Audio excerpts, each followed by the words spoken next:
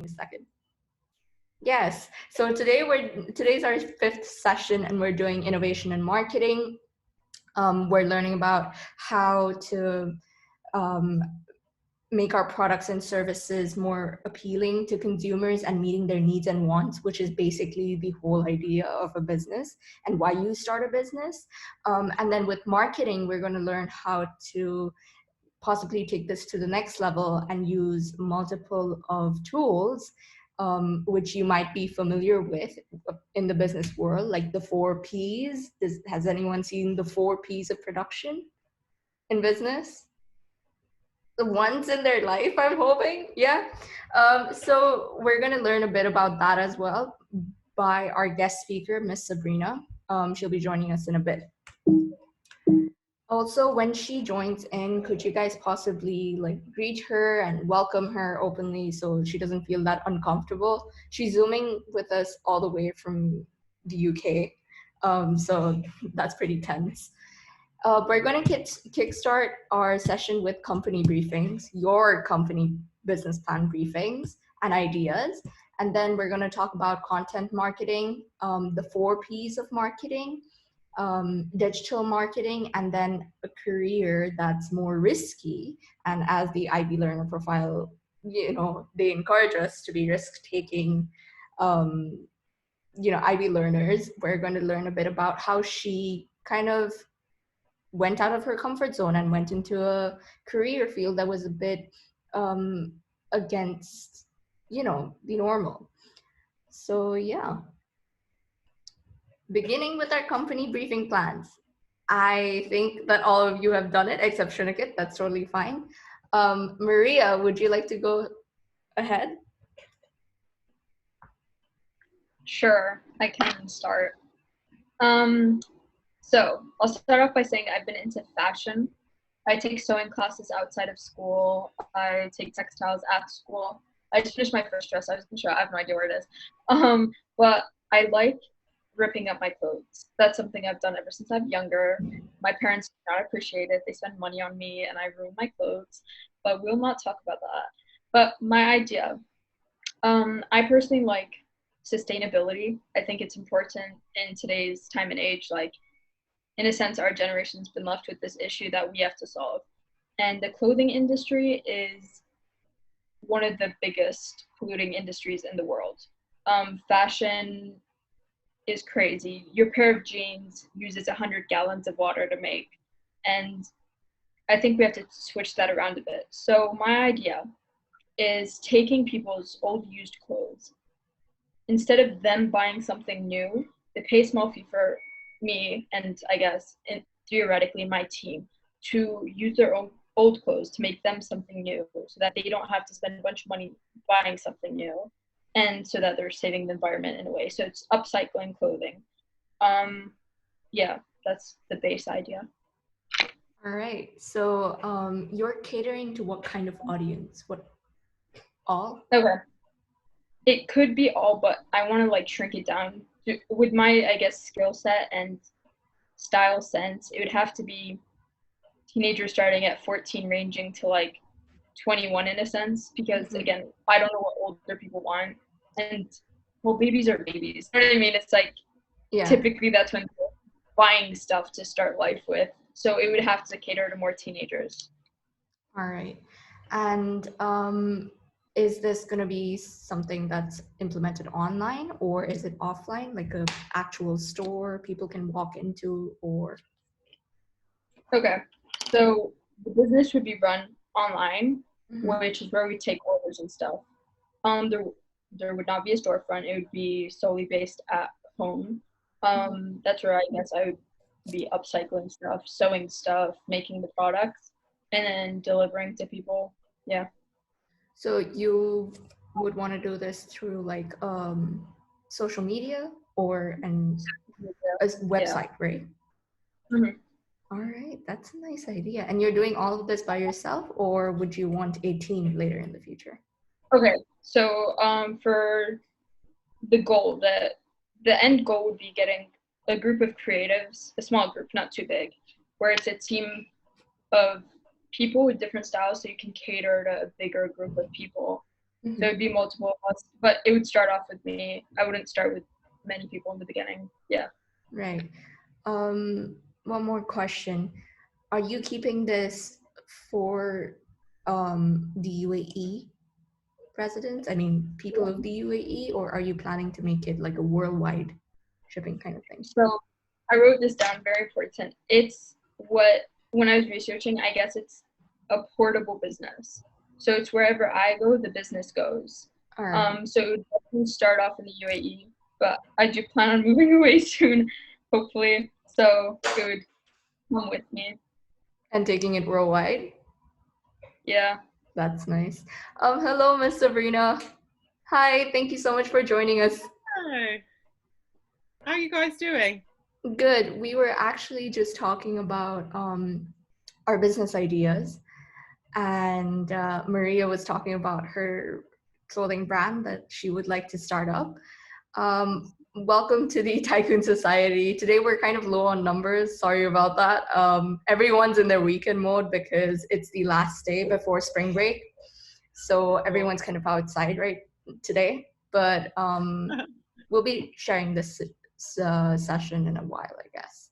No worries, no worries.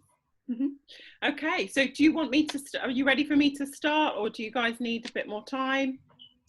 I guess you can start. I think we can carry on with the company presentations after, once we're done, right? Yeah? Yeah. All right. Okay, I'm going to be sharing my screen with you because I've actually written a presentation. All right, no problem.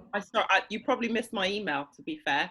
I sent you an email and I just saw yours and I was like, ah! That's totally fine. I've allowed multiple participants sharing the screen simultaneously, so you can.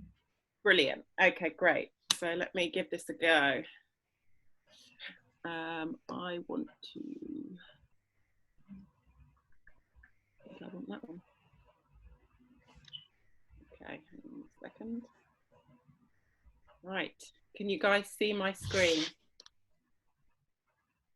Yeah? Okay, good. Yeah. Yeah. Excellent. Right, let's go into presentation mode.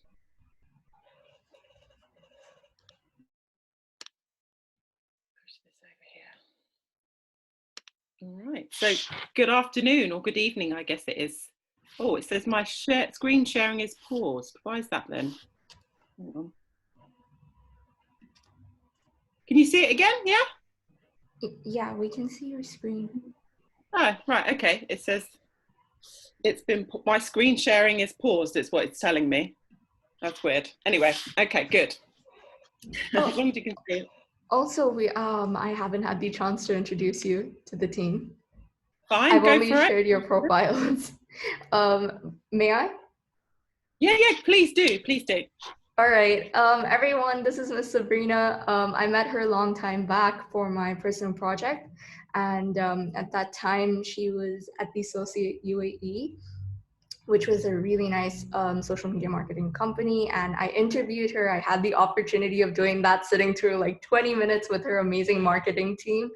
And at that time, she gave me a lot of insightful, factors on how marketing is really important. And I really got to know her team as well. And that was a big learning opportunity for me. And once TYCOON Society came rolling around, I realized that marketing was a factor of business as well. And so I decided to invite her for the TYCOON Society as a guest for marketing, obviously. And she's a business leader, and she has a marketing brand strategist with a strong passion for digital. So yeah, Miss Sabrina. Brilliant. Thank you. Thanks for that introduction. So guys, I hope you're all doing really well this afternoon, this evening for you guys. It's early afternoon for me in the UK. And I'm really thrilled that I've had the pleasure of presenting to you all. So I'm going to kind of kick off and say, this is, as soon as I was contacted, I was like, yeah, 100% I'll do this for you, because I believe in imparting knowledge and passion to the youth of today. And it will be an honor and a privilege for me to share my knowledge and experiences with you. And hopefully you'll get a flavor for my passion and all the things that I I embrace, I guess I should say, along my journey. So just, right, where's the... So what are we going to look at this afternoon? I've said back to the basics. It's literally taking it back down to the 4 Ps of marketing. I'm not sure if any of you are familiar with what they are. And in fact, most recently, it would be a lot, when I was learning and getting my qualifications in marketing, that's what it was called, the 4 Ps. But now, actually, if you do a bit of research, you'll see that they talk about the 6 Ps, the 7 Ps. It actually goes a lot further and a lot deeper than the basics that I'm going to talk to you about today.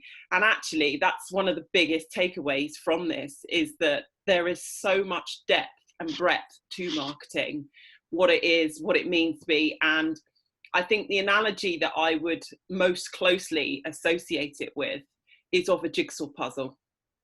And you might well, you very may well look at it like that from your whole business perspective. So as you're starting to develop your business plans and look at what it is that you're offering, actually what you'll realize is there's so many different pieces and elements, and they all come together to form that great big picture of what is your business or what is your marketing. And so let's just take the marketing aspect of that.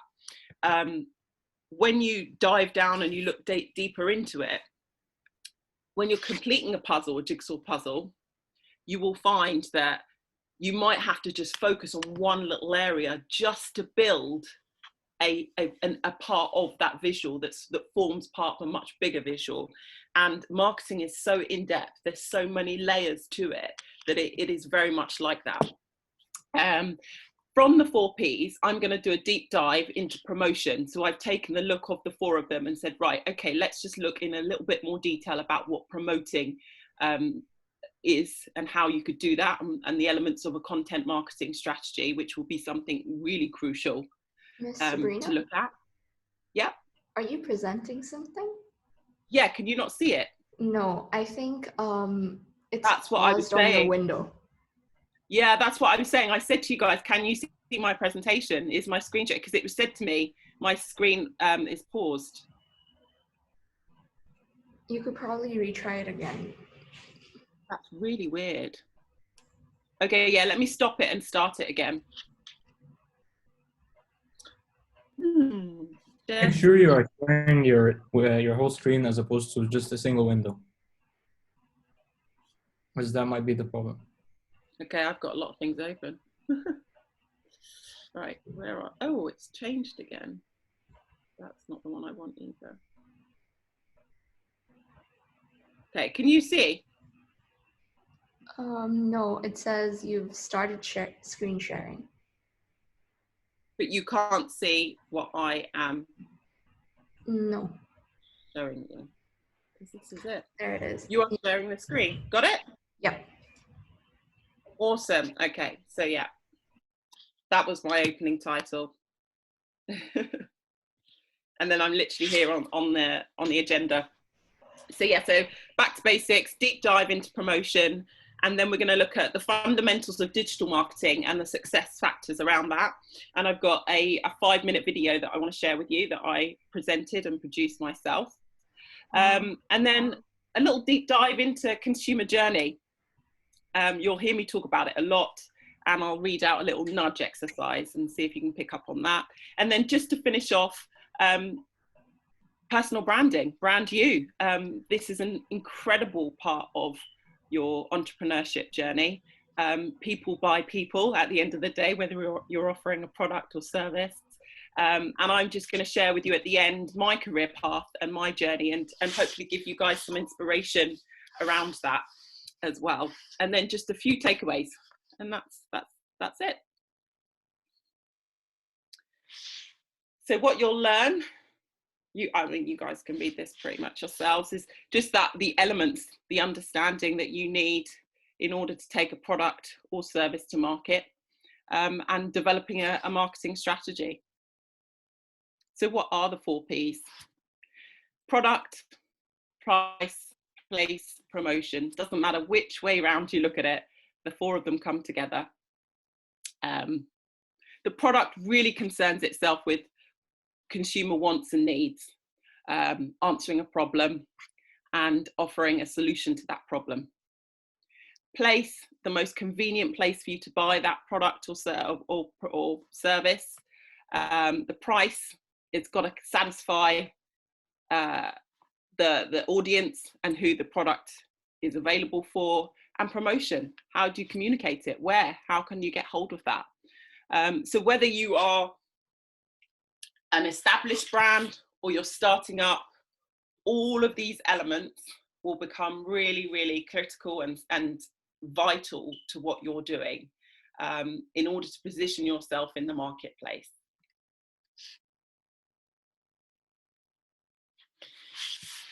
So what is a product? This is a really basic definition of it.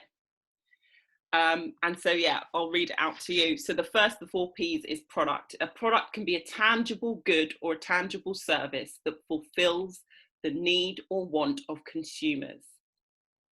And then, as it says in pink, it's really imperative that you have a very clear grasp of exactly what it is and what makes it unique before you can successfully market it. So I think one of you said one of the members of this society is starting up a clothing brand. Is that correct? Yeah. Yeah. So if you take that, for example, we know exactly what it is. It's a clothing brand as such. I mean, I don't know any detail, but if we take a clothing brand as an example of one, if you look at that in detail, what you're offering, you need to consider, am I solving a problem? What problem do I solve in order for me to have a really strong product? That is the best way to start, because if you can figure out what the problem is that you're solving, so if let's say it's sustainable clothing brand, the problem there would be that consumers are tired of fast fashion, for example, and therefore your product is made using sustainable products like materials, and therefore that is the problem that you're solving. You're solving that problem, and that's where you can come up with a really strong product or service offering. You know, don't forget, when I was working in marketing agencies, my product is me. It's the service and the expertise and the team around me, and what we can then do to fulfill that problem for the client. They don't have enough time, resource or budget to do their own marketing, and they want to employ experts. So, you know, it applies if you're offering a service as well. And then you'll see at the bottom there, I've just put in a few key elements that you need to consider around your product: the quality of it, the design, the branding and the packaging. So branding plays a huge part in what your product actually is. Without it, you don't have one, generally. And it's really important. The steps to success there is to define your market, to find your target audience. Who are you trying to attract? And develop audience personas. So when you've identified who it is that you're trying to target, really drill down on that. So looking at, well, okay, so if I'm trying to market to an audience of 18 to 34-year-olds, what does that person, what do they look like? That's a broad audience. So drill down on that. Develop a persona, someone called Kevin, who's 33, lives, you know, look at their demographics. Where do they live? How much disposable income do they have? You know, you really hone in and bring that down, because when you define who that audience is and the person that you're trying to market to, you really understand what their issues are, all their factors for consideration, and that also will play into your brand strategy. So you need to define your brand. So what is your vision, your mission, and your values? Does everyone have an idea of what those 3 elements are? I can easily define them for you if you'd like me to. Vision, mission, and values? Yes. We've discussed vision and mission when talking about like business objectives in the initial seminars. Okay. So I guess Which everyone is, has an idea. yeah, that's great. So if you already know that as a,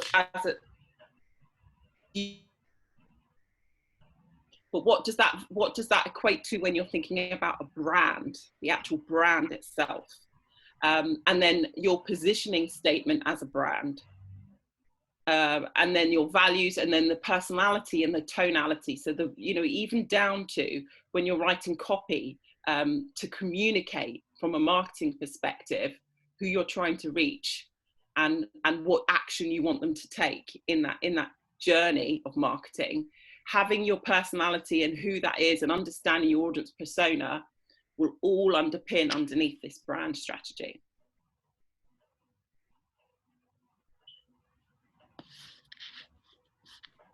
So I'll just leave you with that. I'm sure you've seen this before. Hands up if you haven't. Has everyone seen this type of image before? I would imagine so. So, you walk into a coffee shop, which one are you going to buy? The branded one or the unbranded one? Yeah, so your identity, how you look, the way you position yourself is critical to having so much power in the consumer journey and in the buying process, in that cycle. It's really, really critical. So that's why, again, when I said that's great if you've got your vision, mission, and values for the business, but what does that look like for your brand? There's a big difference.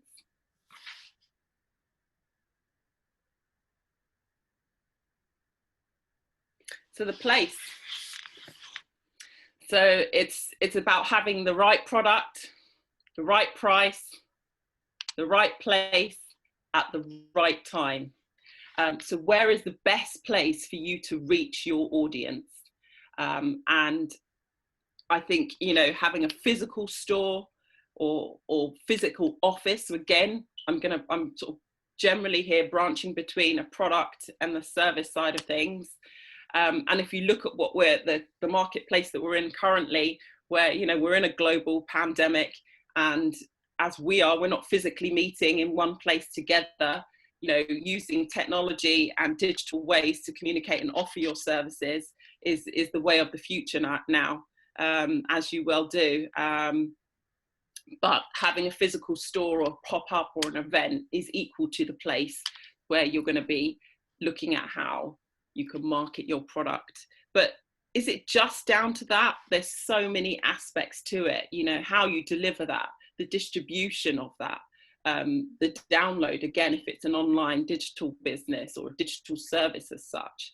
And then, retail location would be another one. Huge part of what we need to factor when putting together our business plans is e-commerce. So are you guys aware of Dubai Commerce City?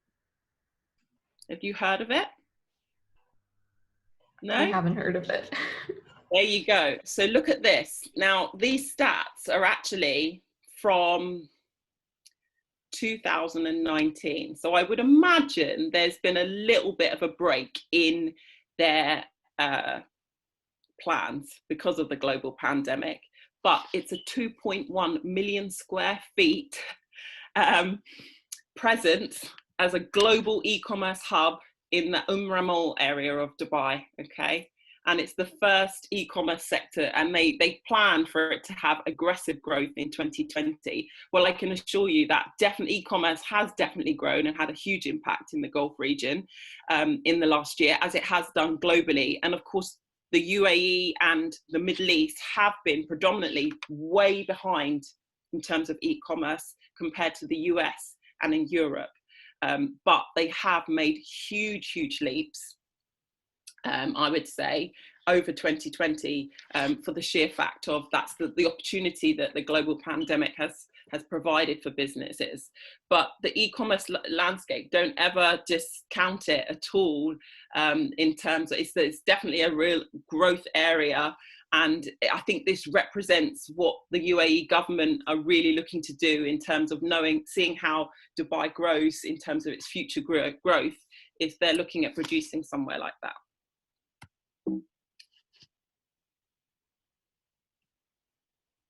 And that's a mock-up of what it's due to look like. And this project hasn't been released yet, the Dubai Commerce City? No, it's if you go down, it's definitely there. It's there. Okay. So that has started. It's developed. It will be a smaller team. Now, bearing in mind, I'm going back a bit now. That I would imagine there's been some elements of it being delayed because of COVID. Okay, but their plans and the whole growth of that will still continue. So I think if you guys Google it, you'll probably get a real up-to-date aspect. I haven't done that, to be honest with you, of exactly where they're at now in 2021, what 2022 looks like. But so like I say, that's linked to information from it back to 2019. So, wow. If we look at the last 12 months, I wouldn't imagine that they've been able to make as much progress as they would have liked because of what we've gone through. But that said, there's no doubt that will continue. It has to. It absolutely has to. I think we can all go pay a visit over there together. Yeah, go and have a look, check it out, do some more research on it. So of course, price comes into what you're doing when you're looking at running a business and having a product and your brand, and it really what your price point and how you approach that. As with all aspects, I don't have knowledge of what each of you are doing in terms of your business plans, but you will all have different factors and considerations with regards to your price point. And one of the things that I haven't talked about is research, and competitive behavior. These two elements are a huge factor in putting together a marketing strategy. And so, even your price and your price margins, all of this will come into play when you start to really drill down and look at, okay, what will be the best price point or the best way to position this as something, is it something that needs to be positioned as affordable? Is it luxury item or goods? In which case affordability won't play a part in it at all. And again, we think about the language and your connecting with the audience. So again, when I talked about the audience persona, so if you understand Kevin and what his needs are and what his issues are and how your product or service solves the issue for Kevin, how will you position your price of that to him? That's what I want you to think about. There's so many different ways of pulling it together, but it's got to be relevant to what you're focusing on. So again, think about those jigsaw pieces and pulling it together. So this is a nice little sort of infographic that again looks at so many aspects that you have to consider. How much does it cost to convert someone into a customer? Now that's a really crucial consideration when you think about price and what that covers in your marketing. Actually to get that customer to spend their money with you and convert that into a sale, that's an element of your pricing that you have to look at. As I touched on before, in your budget, you need to look at what a competitor's doing. Is there someone else out there offering the exact same product as you or a similar product to you? How does their price point compare to yours? And then that comes back down to what sets you apart, what makes you unique, what's your USP in that respect. And how big is the marketplace? And what's the pricing with regards to other, globally or even just within the GCC region? Massive parts. And then of course your manufacturing costs. How much does it cost to produce? What's the market conditions like? Here you go.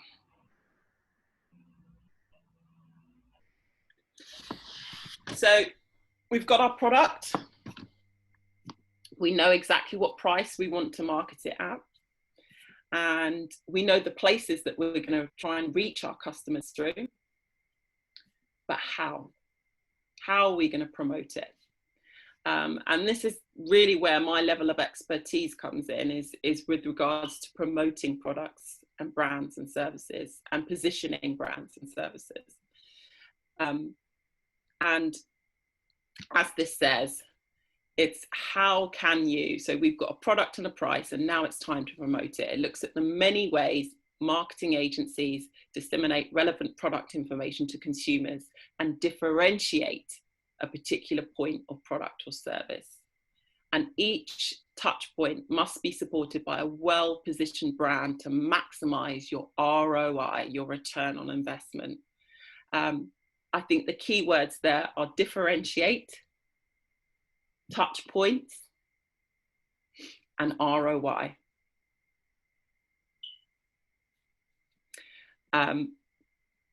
Differentiating, what sets you apart from your competitors, your USP. If you've done your vision and your mission and your values, in essence, that is what is your USP. That is what sets you apart. The values at which your brand sits upon is what will differentiate you from the others. Touch point.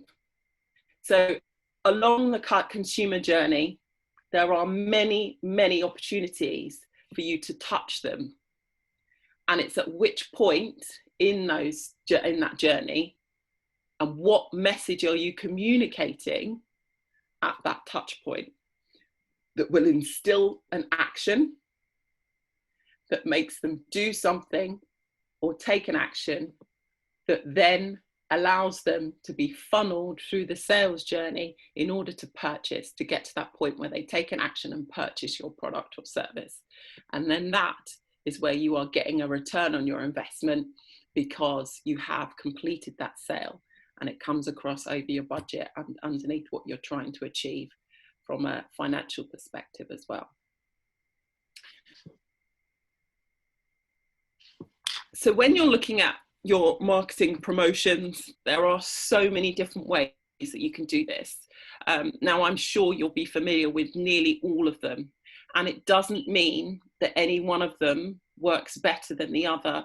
They all run in tandem with each other, to be honest with you, and they're all of equal importance. But no, that's not strictly true. They all play a part, but some will be a priority over others. And again, it's going to come back down to what your service or your product offering is, what your price point is, as to which element you need to focus on in your strategy. When you're looking at putting together a marketing strategy and a content marketing plan, the key elements are looking at what are your objectives, what do you need to achieve, what's the planning and execution around that, how are you going to go about it, and then what intended results, what KPIs are you looking for. So your KPIs, your key performance indicators. So is there anything there that you weren't familiar with, or elements that you're thinking, or is there anything that's missing from there in terms of your marketing strategy, do you believe?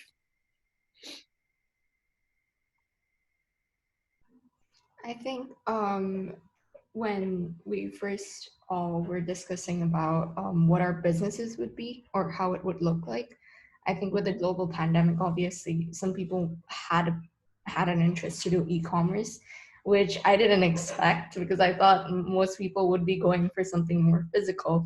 But then some of the participants had actually said e-commerce. And that's when I saw search engine marketing, social media marketing, and I think there's search engine optimization. Yes. Yeah, I was wondering if you could tell us a bit about digital marketing as a whole and how it plays. Yep, that's coming up. All right. Absolutely. But I mean, if you are going to work on a digital business, then these will be fundamentals. So that comes up with a whole different set of objectives and key performance indicators and specifics that you need to think about. But let me just touch on something here. So you then said digital search engine marketing, search engine optimization, and you said social media marketing. Well, what role does public relations perform in an e-commerce business? Or how does PR, for example, filter into an e-commerce business? you probably wouldn't have put it down as one of the ones that you need to focus on. But actually, it's really important. It's really important because if somebody is talking about your brand and a journalist has decided to write an article on the future of, again, I'll use the example of sustainable fashion. If someone's having a fashion business and it's a sustainable product, and they're running that article, what you really want to make sure that your digital marketing is successful is for them to mention your brand in that article to be published online.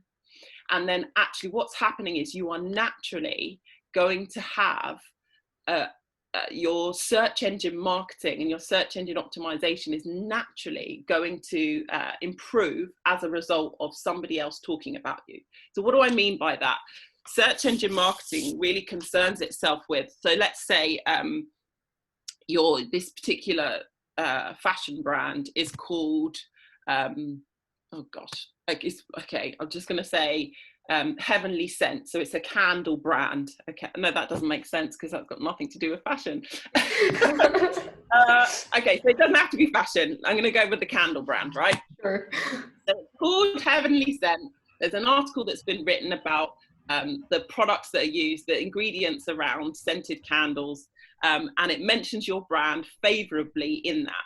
Now, you might be spending money on search engine optimization. So what that means is people that are searching for heavily scented candles or soy-based candle wax, or, you know, the keywords that someone's searching for specific to that product.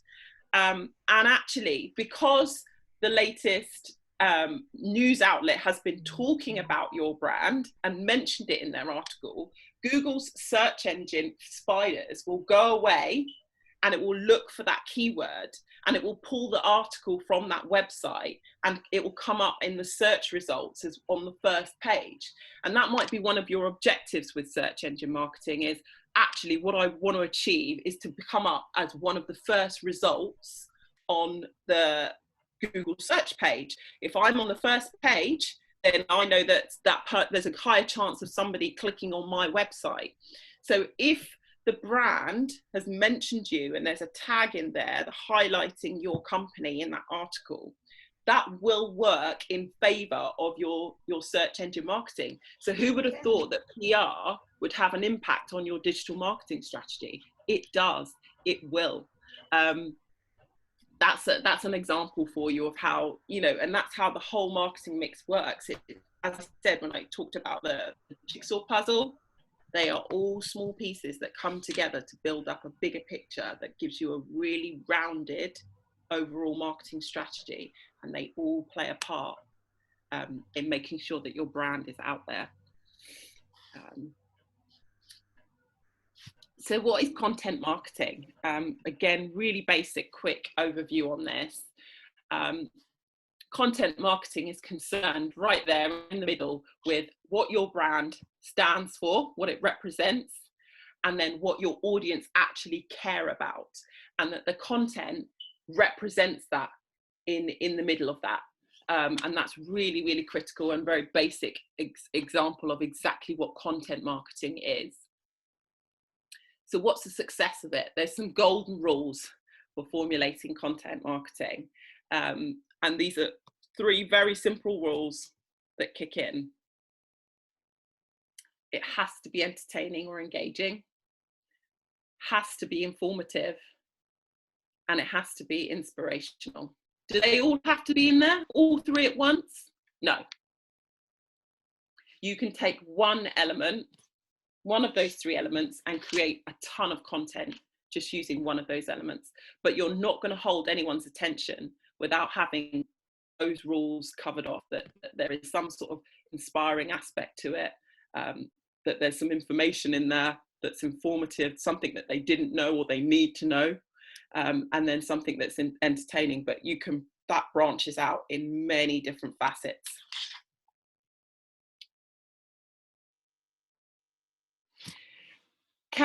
This is over to you guys now.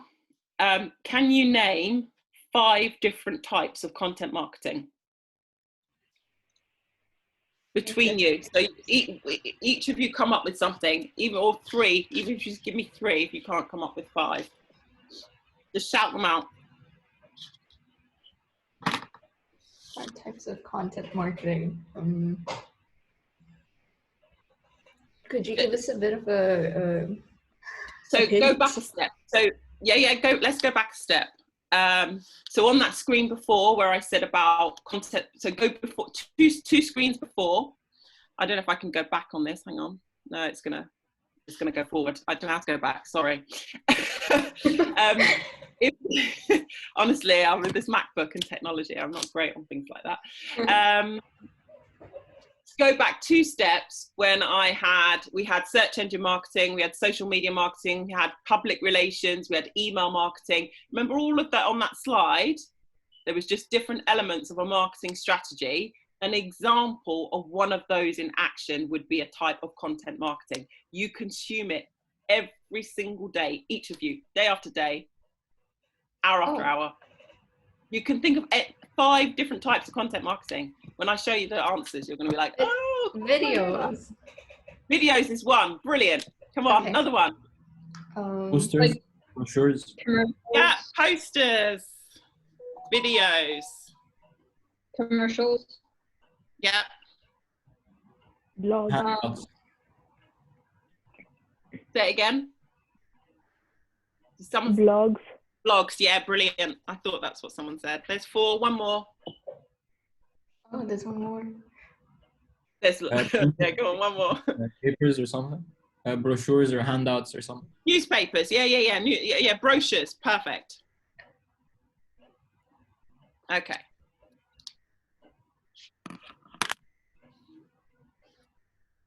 Oh, yay. There's a few for you. Blogs are a brilliant way that you would think, you know. Yeah, you do it every day. I was like, you're not thinking straight. Yeah. We'll do it every day. You consume content constantly. So if you're thinking about your marketing strategy, you're thinking about going back again, those few steps that I went over, the audience, the persona, what you stand for, what you represent, your vision, your values, your mission. And then you think about how you're going to reach them.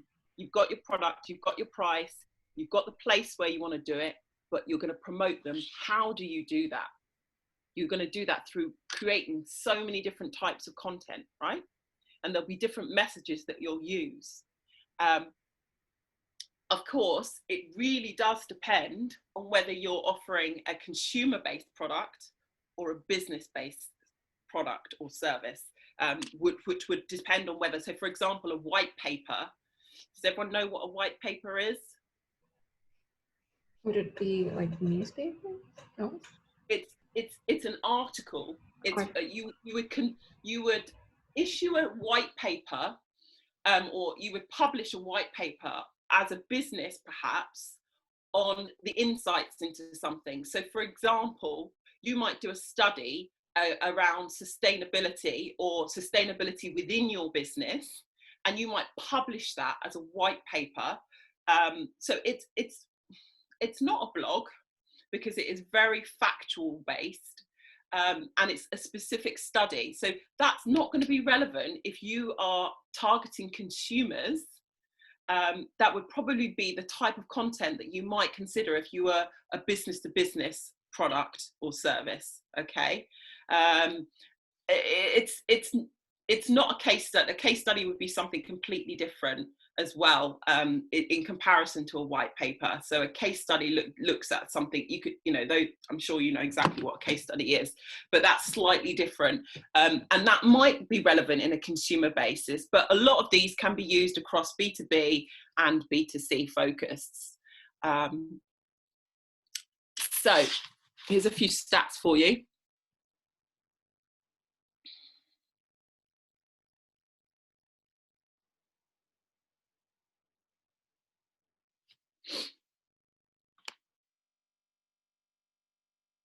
All right.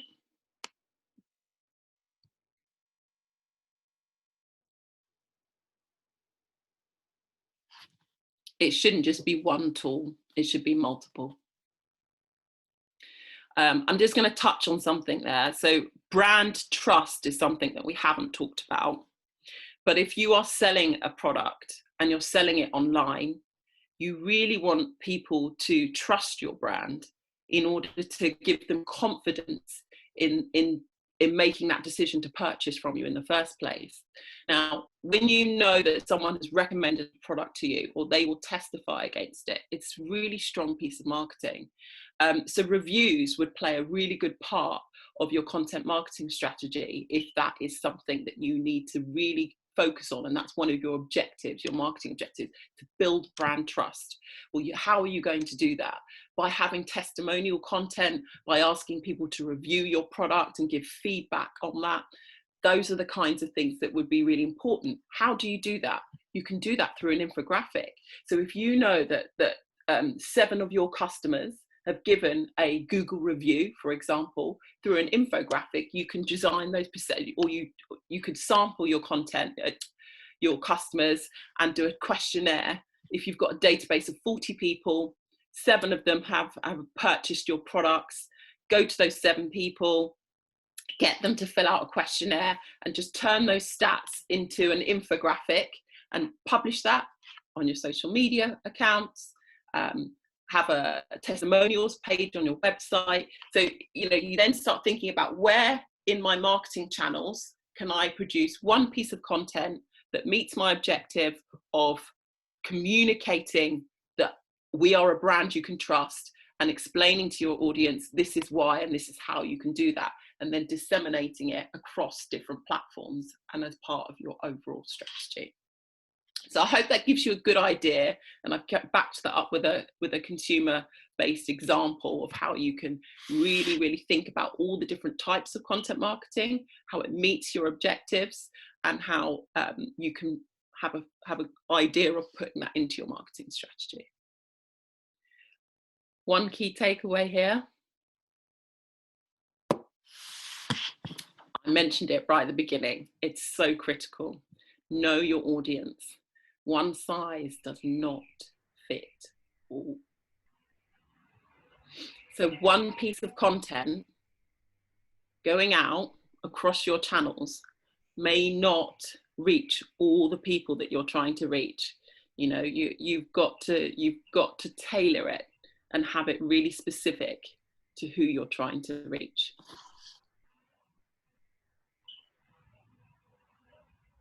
So have a content marketing plan. Don't forget, we're on the 4th P here, we're on promotion. Know your audience.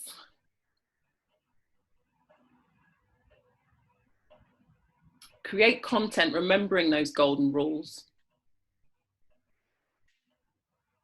And use video and optimize for mobile. I can't even begin to tell you how critical it is. I'm working on an account right now for a French fashion brand that's based in the UAE. And I'm doing all of their Google ads, and almost all of the content is being consumed by a mobile phone. The percentage of people that are looking at her content through desktop or any other medium is so small. It's very much through handset and mobile penetration. So have that in mind when you're producing content. And then key to success, you've got to measure those results for success. Dive into the data. I don't think we've got enough time today to go through digital marketing in detail, but your marketing should be data driven. I believe that, especially if you're running an e-commerce business. There is no other thing to focus on other than the data. What is going on behind the scenes? Could you say that Google Analytics might help, or like these small insights that these platforms provide? Not small insight, huge insight. I am a massive advocate for Google products. Mm-hmm. One of the fundamentals of digital marketing, which is coming up, is that you must have your Google Analytics set up. I have a whole workshop on how to set up your Google Analytics. Wow. Because that is critical for success. If you don't set it up right, you're going to go in there and you're going to be looking at these insights going, I don't understand it. There's something like 101 different types of reports that Google can produce for you. And there's a little box in your Google Analytics and you say consumer insights, and you can date range. There's a million metrics in there. It can be quite overwhelming, that will help you to really understand what's going on behind the scenes on your website, and against if you're doing Google ads, or if you're doing a shopping campaign through Google advertising, you know, all those different elements, and it all links back into it. So yes, it's critical. It's not even a small insight, it's huge. And if you're running an e-commerce business, it will be one of the first things that you have to put in place, alongside building that website and having it up and running. And functioning. Yeah. So just to recap, a few questions to consider. What do consumers want from your product or service? Which is, are you answering a problem? Are you solving a problem? How does your product meet those needs? Where do they look for that particular product? How do you differentiate yourself from competitors? And what is the perceived value of your product or service? And what current interactions do you have with potential clients? So, you know, you guys are building businesses and brands at the same time. Two different things in my mind. It's not the same thing. To build a business is one aspect. To build a brand is a whole nother. So what current interactions are you having with potential clients? So are you building an audience? Are you aware of who they are and what they are? And it might even be as simple as the people around you, you know, within your school community, within your home. You know, you start to build your network. Are they potential clients? I don't know. It depends who your audience is, but those are that's what I want you to be thinking about. So at this point, on what I've talked about, any questions for me?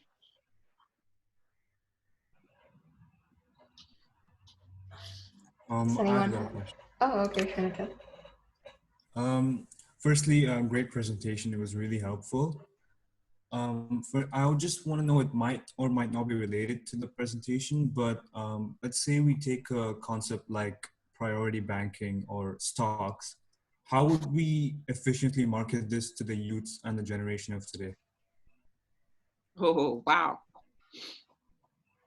With a lot of education. Because you could say like technical concepts like those wouldn't really interest, like, for example, kids with like my age or something. So how would we? Yeah, so it instantly, I would say through education, because there's a good chance that there's a block of knowledge. There's going to be an element of knowledge that's missing from your potential audience. So if you're trying to approach, you know, teenagers from 13 to 17 and to get them thinking about finances, stocks and shares, and all that element of finance, they probably need to know why it's important for them to be thinking about it before they're going to come to you as an expert. So are you, I would ask the question to yourself there, are you the brand, or is there a business behind it? Do you see what I mean? Mm-hmm.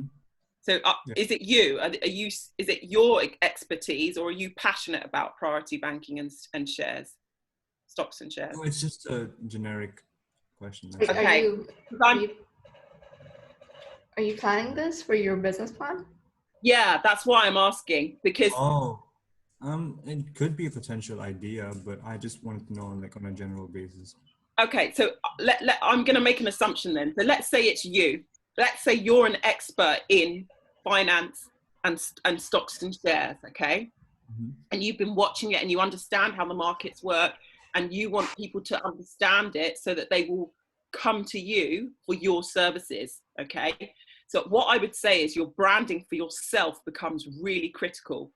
So how you're going to, you know, you want them to, you want to position yourself as an expert in your field, so that they come to you for that knowledge and to use your services and to buy from you specifically when they're thinking about that.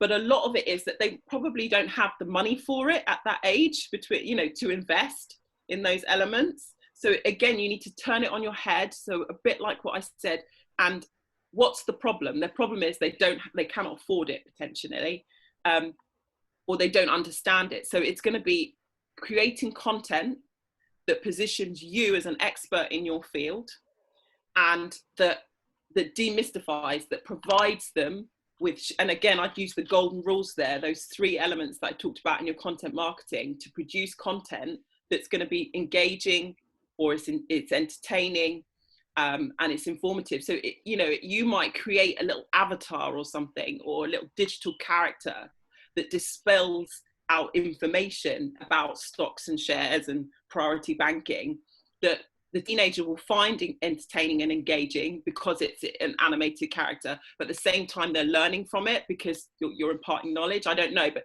this is just one wild idea that I've just come off the back of your question, really. But that could be one way of doing it. That could be one way of reaching that audience, is to come up with some really strong content that speaks to them, that they understand and they can relate to. That would position you as the person of authority, or the person of importance and expertise in finance and banking. Okay, makes sense. Could I add something? Yeah, go for it. I mean, Shrinaket, if you look back as to what interested you into financial banking and stocks, you probably had some sort of passion with that, right? And you had to deep dive, and you very well know that some teenagers might not be that interested, but what could possibly pique their interest along with your business plan, you'd have to figure out with obviously what tools Miss Sabrina had recommended. I mean, these would be really resourceful, and knowing that we are in kind of like an age of social media marketing, I think this would be really beneficial, right? Very true. Yeah. And I think there are a lot of boys in our grade who are pretty interested in stocks, so you would be making some bucks if you provided like teaching services. Hopefully. Okay. Any more questions at this point? No? There's plenty more time. Okay. So now I'm going to stop talking, but you're going to hear me again.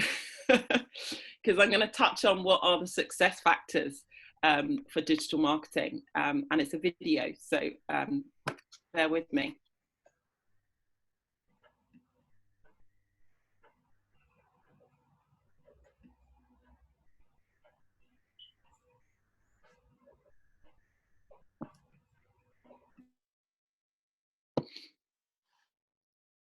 Hello, I'm Sabrina Moutard. I am a senior marketing professional with over 15 years experience, both from the UK and the UAE. Without question, I am a digital marketing enthusiast.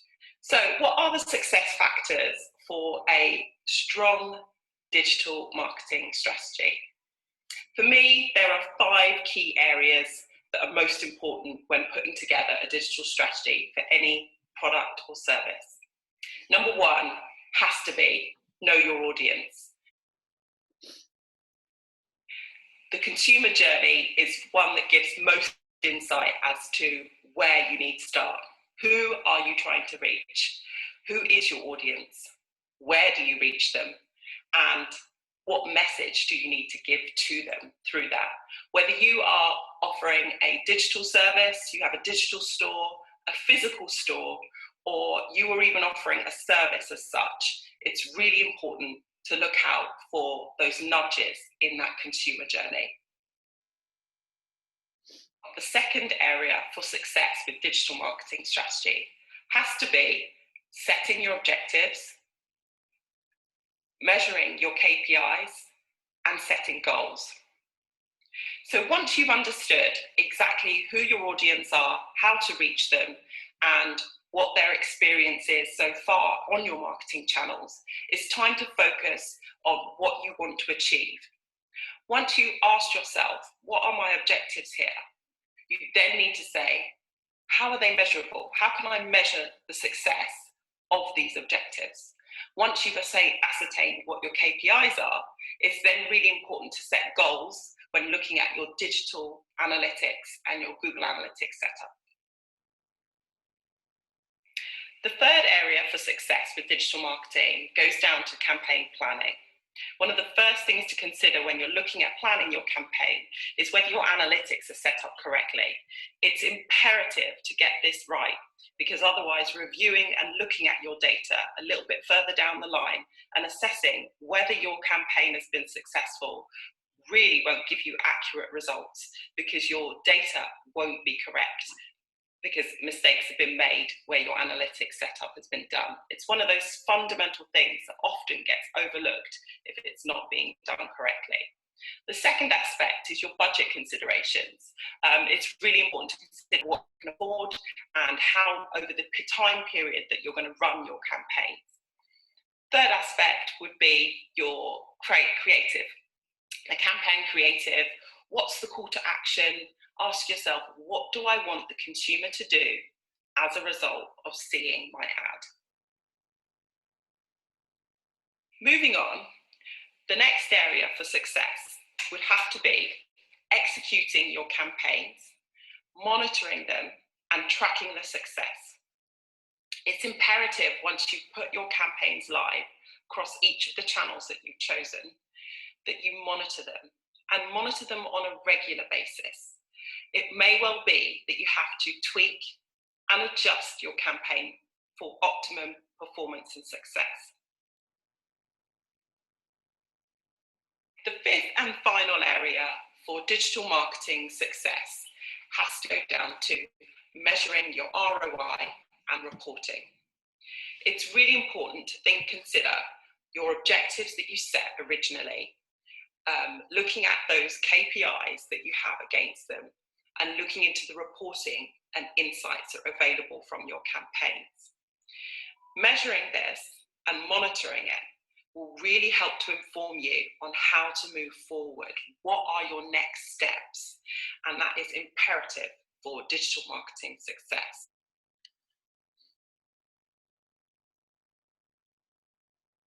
So to summarize and conclude, my 5 top key takeaways are: number 1, know your audience.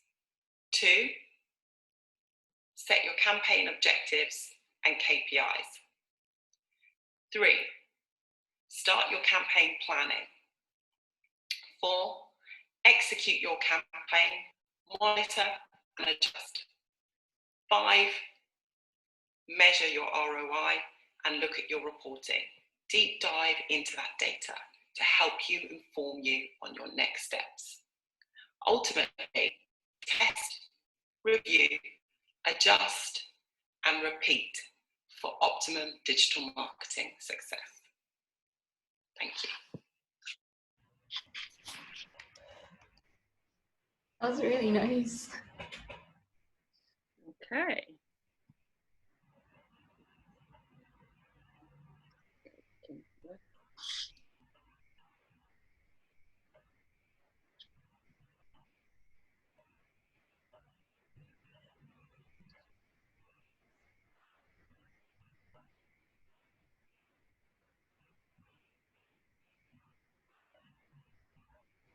Oh, what is going on here?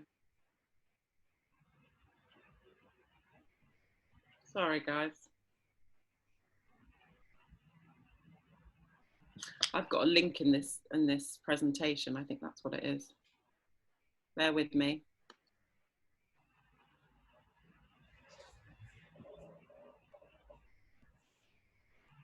Aha, here we go. So you're getting a quick recap of what I've already gone through.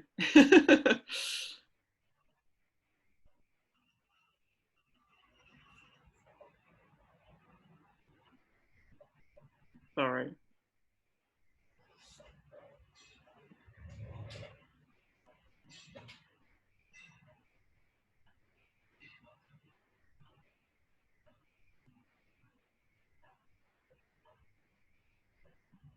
Okay. So, fundamentals of digital marketing. So you heard from me there what my top success book, yeah, steps to success really for creating digital marketing. But what does it cover off? So your website and your Google Analytics, your search engine optimization, your social media management, social media advertising, pay-per-click advertising, email marketing, and overall content marketing. So other factors for consideration, I've said it a million times, I think you will get that takeaway, your audience. Who are they? Who are you trying to reach? Where are they? And how can you interact with them? Your targeting and your cost. Those are the fundamentals for success. So what is consumer journey? So here's the nudge that's coming up here. Every single experience that your customer has with your brand, not just one transaction, not just one sale, or something in the digital sphere, it's everything. That is the consumer journey, and it starts with a nudge. So I'm going to read something to you. Just listen out for the nudges, okay? A person Googles a product that they're thinking of buying. Nudge. They decide they like the look of your listing, so they enter the site and instantly notice the design, layout, the theme, and the usability. Nudge. There's a lot of information. Nudge. That's easy to understand. Nudge. And helpful. Nudge. Assistance is available through a live chat. Nudge. There's an intuitive way to navigate the site. Nudge. The customer is impressed with everything and decides to purchase your product. Nudge. They're clearly informed that if they change their mind, they can return the item with no fuss. Nudge. And they gladly hand over their email address to be signed up to your newsletter. Nudge, nudge. Enamored with the great service and product, the customer later tweets all about your brand. Nudge. And leaves a glowing review. Nudge. Weeks later, you send out your newsletter, reminding the customer of your brand and its values. Nudge. And offer a returning customer discount. Nudge. Okay, what do we make of that? Anyone count how many nudges there were? No. I didn't ask you to. I wouldn't have expected you to. But that is, there was a lot of them, right? Did I say nudge quite a few times? Yeah, guess what? That's because that is every single touch point that your consumer, that your audience potentially could have. And that's just one scenario that I've given you, okay? Yeah. I can break that down for you if you want to. I mean, did you guys understand that? Did it make sense? A bit. Or not? A little bit. Yeah. So, you know, I'm going to take a couple of elements from it and just break it down just to kind of give you, did anyone catch the double nudge, by the way? Was it the email and then the newsletter, or something that has to do with the email, I think? 100% correct. Funny that there was a double nudge on that one. Why do you think that might be? Once you get their email, okay, you get to stuff to them regularly, but also it's like it keeps them in touch with the brand, I guess. 100%. Remember this fact: the second most valuable thing that you can get from a customer, other than their money, is their email address. Why? I think the lady who had already answered that. It's honestly the second most important thing that you could get from a consumer other than their money. If someone gives you their email address, they're inviting you in. They're a warm lead. They are interested in you.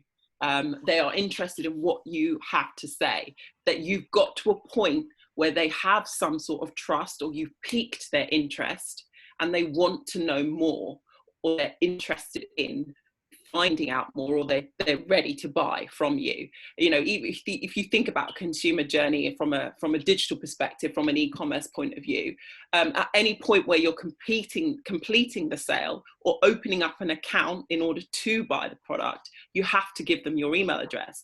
So you want the email address, but you really want their money. And so it's the single second most important thing, other than actually having their cash, because it allows you to start a relationship with them. You can start to communicate with them, ask them questions, and hold their attention. So email is really quite critical. The nudges there, some of them talked about the website. So the person Googles a product. So Google, a search engine, straight away, search engine marketing, they're looking for something. You're solving a problem because the person is typing in what they are looking for. You want to be the results that come out the other end. They like the look of your listing, so they enter the site. They notice the design, layout, theme, and usability. Those are critical aspects of building a website: the design of it, the layout, the theme that you've used, and how user-friendly it is. There is no point building a website and having an e-commerce brand where you have maybe like 3 seconds to capture someone's attention.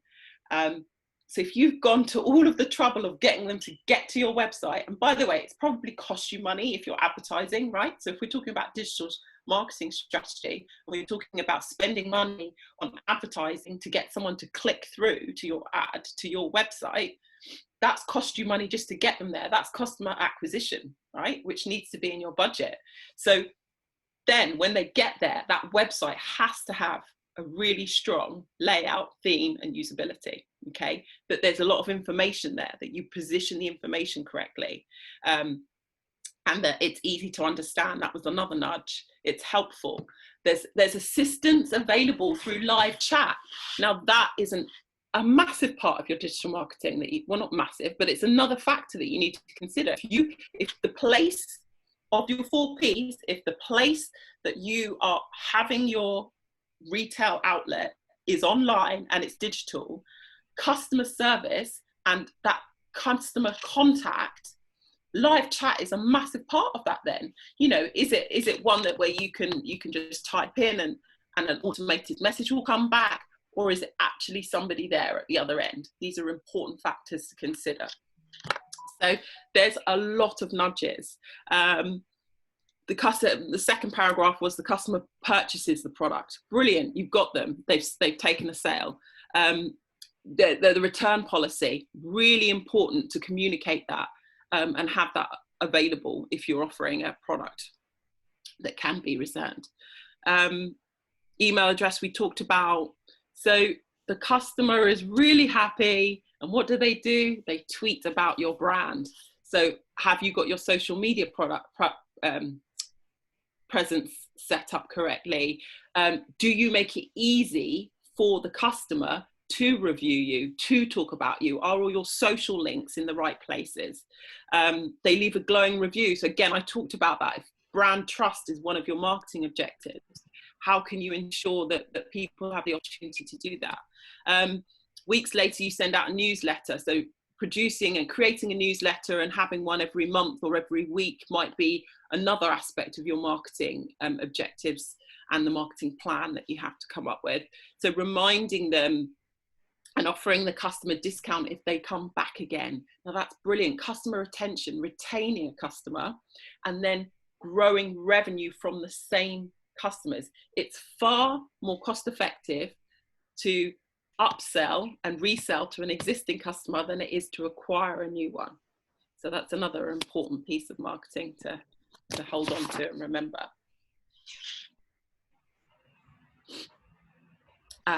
So the only other aspect of that, and I touched on it in that video, is valuable insights. So without the whole of Google, I'm a huge Google fan and Android girl at heart, I have to say. Without all of those insights, and there's so much resource out there, and it's free and it's readily available. I want to encourage you to all try and learn a little bit more about Google and some of its products and services, because it's really very useful. They make it easy. They make it easy for you.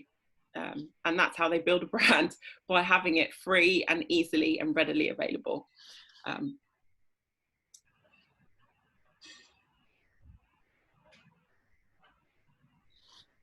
So here's my takeaways on digital marketing. Make time, have a plan. Can you do it all yourself? Do you have others that can help you? Or do you need to outsource it? That's an important factor to consider as well. You know your audience. The more you know, the easier it will be to reach them. Okay, create the persona. And as I've just talked about it, touch points, every given point, make sure your messaging is consistent so that they're getting the same experience that's in line and consistent. A lot of companies get that wrong. You might just think, oh, well, I'll quickly type it out in Arial font, and I'll quickly use Canva to create this social media post, and I'll use Verdana font, and I'll keep it all consistent, because your identity and the communicating and the way in which you speak to them really helps to build a strong brand. And how do you know that what you're doing is working? If you don't measure it, track it, and consistently tweak and adjust it, then what's the point? You need to keep on top of it. Marketing evolves instantly by just looking at your insights, because as soon as you know what people are doing, or if they are or aren't responding to what you're doing, then you know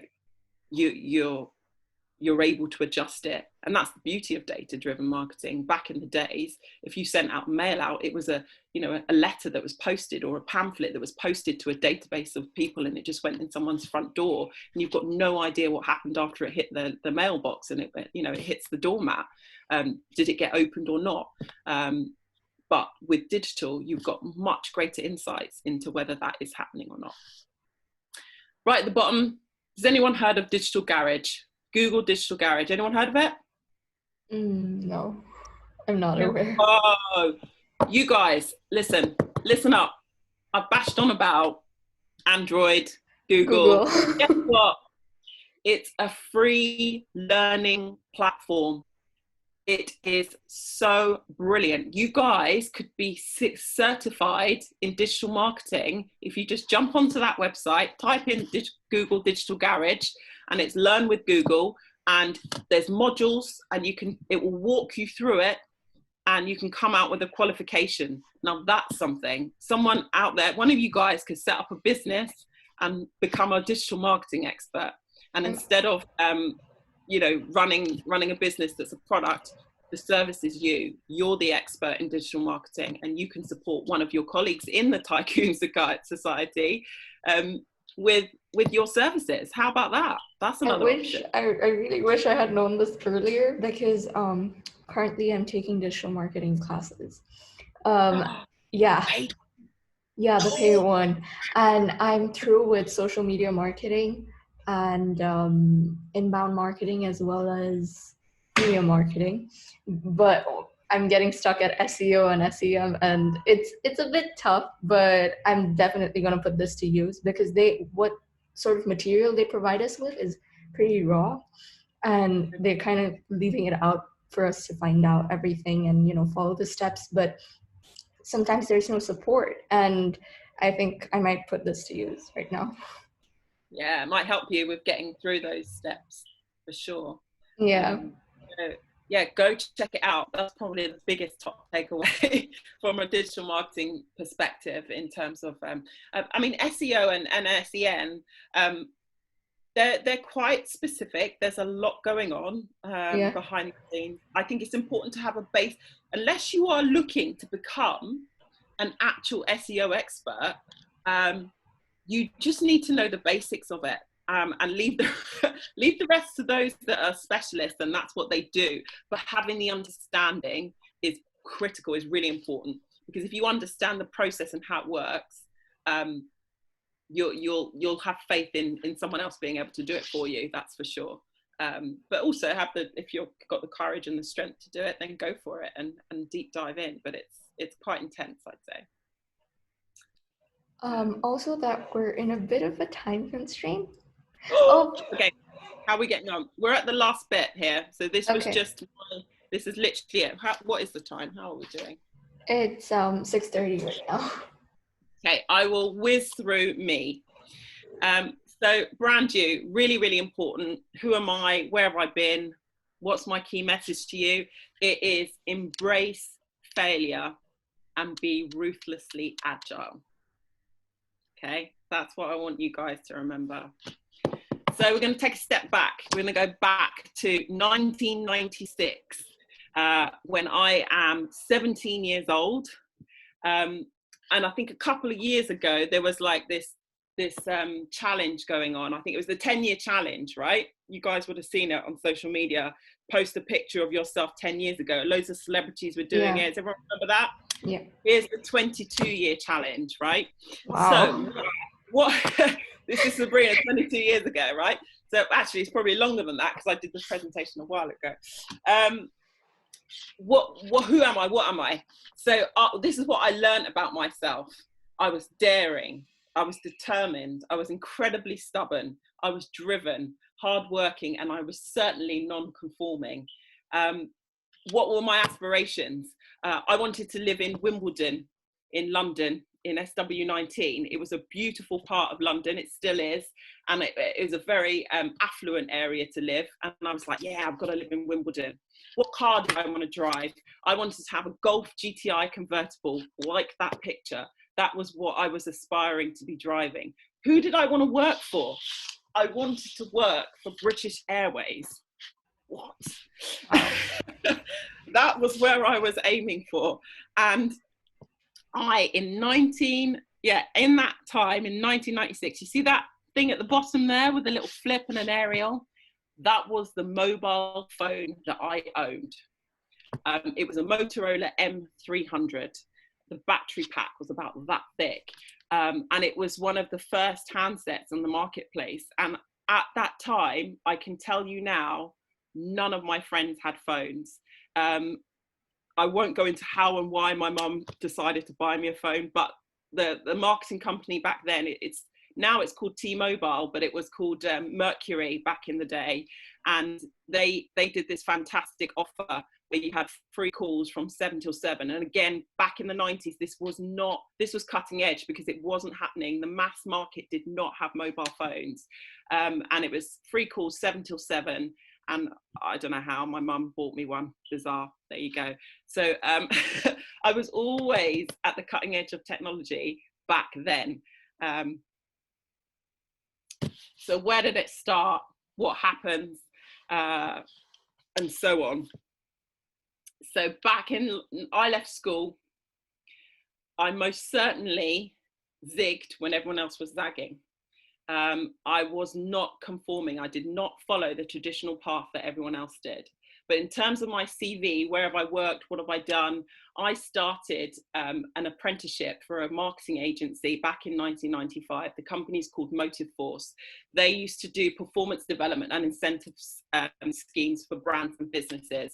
I'm not going to go into detail of that. I finished the apprenticeship scheme within, I think it was a 3-year course, and I did it in about a year and a half, and they offered me a job in the business development department.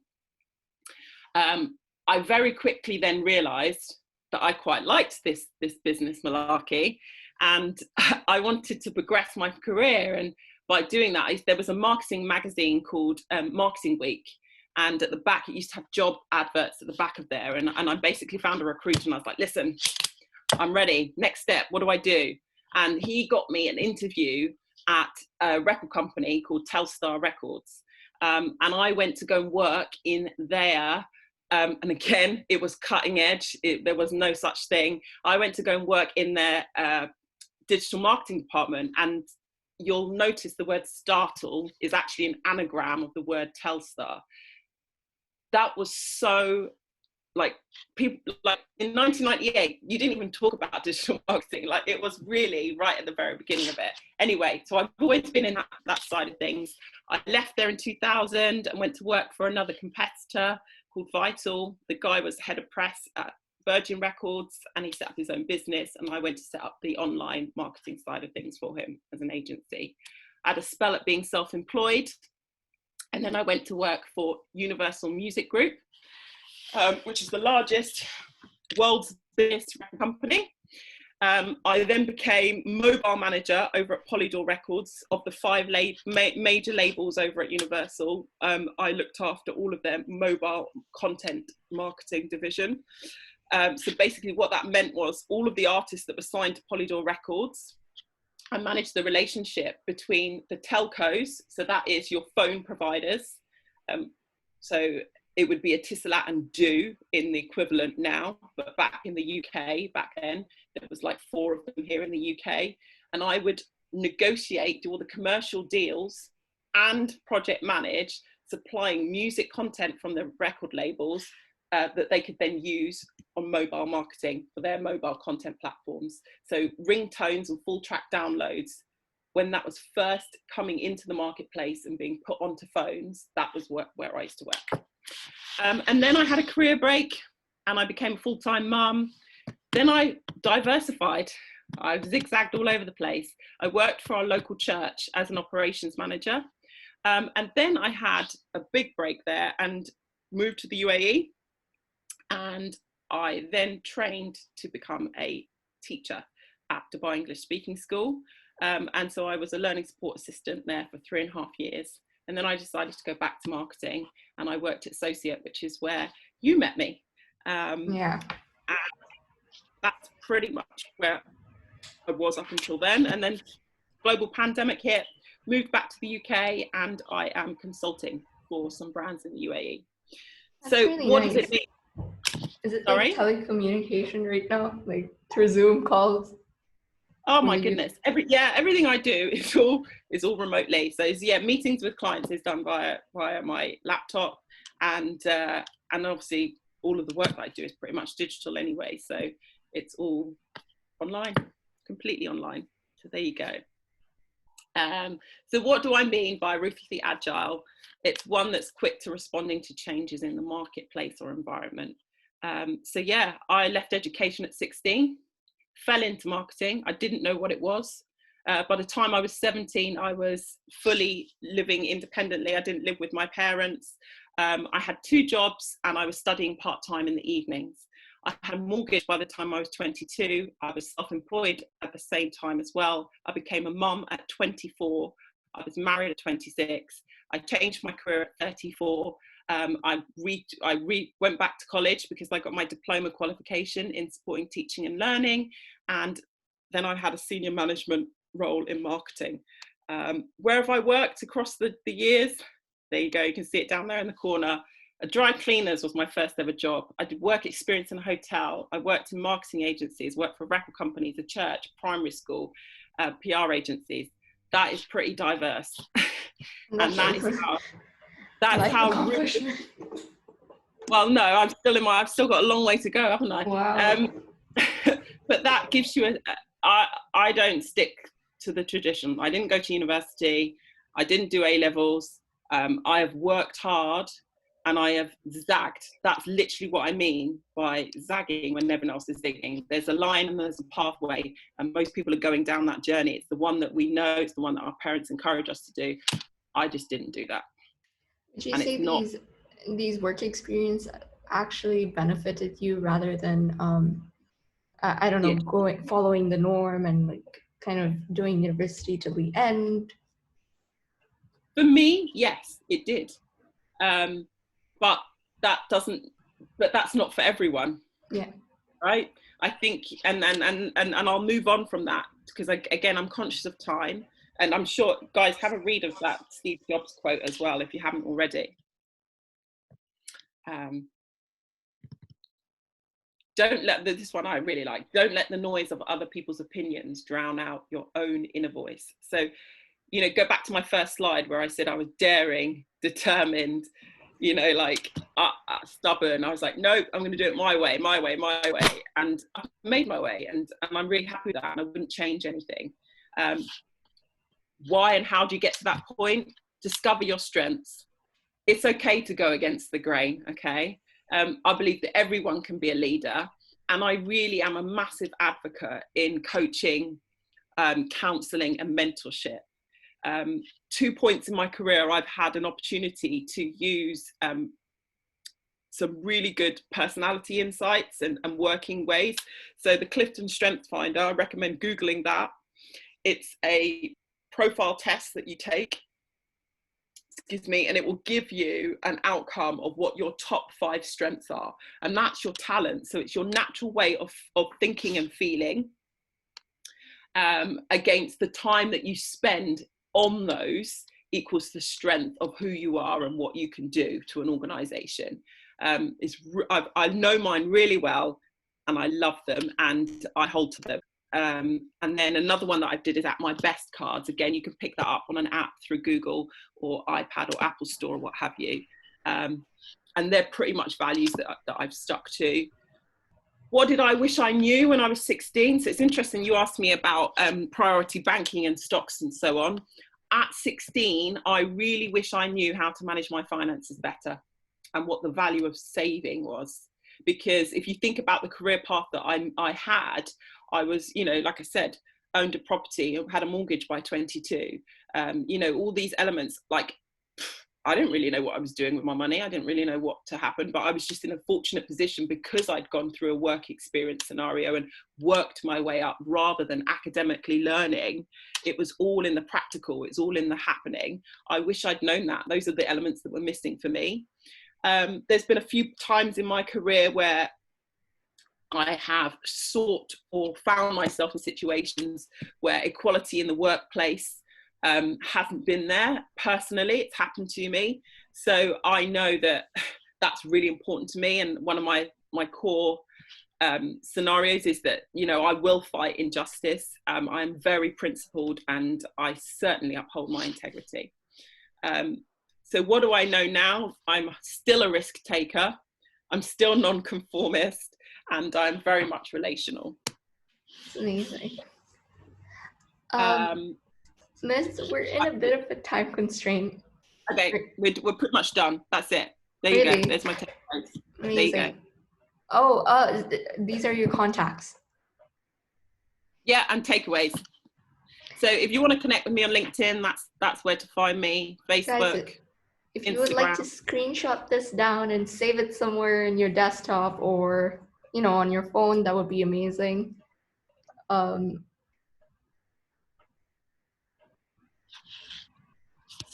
right.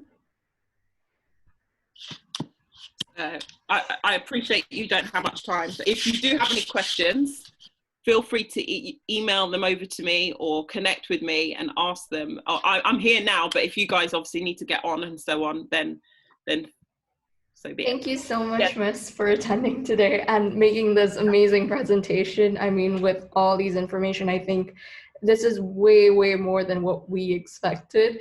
And we're honestly really so grateful because it's, you know, it's not every day that we get mentors like you to come in. And we really hope you can join us for our, at the end, the competition, obviously, where the sponsors would be coming in and you could come in as a judge and obviously judge all of the marketing aspects and the business aspects as a whole. I think all of us can try and reflect that onto our business plans. So yeah, thank you so much for providing us with your time and agreeing to come over the Zoom call. My pleasure. So without further ado, I will love you and leave you all. Thank you so much. Have a good rest of your evening and enjoy your weekend and your spring break. My goodness, relax. Or actually, no, work on your business plans. Yeah. Thank you so much, Miss. Really no worries. Take care. Bye. Bye.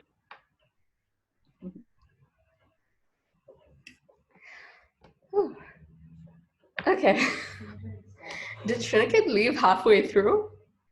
No, he just left now. Wow. Okay, guys. Ishani also left. Yeah, no, she texted me.